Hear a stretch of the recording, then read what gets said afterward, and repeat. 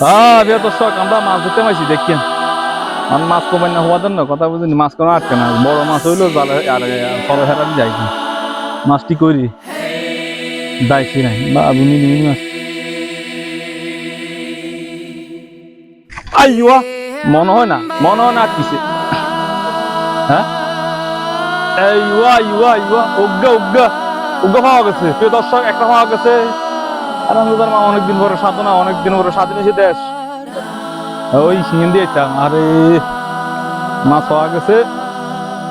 এতদিন পরে আমি একটা মাছ পাইছি বিশাল বড় এক মাছ আমার কাছে এই কত বড় এক মাছ কটা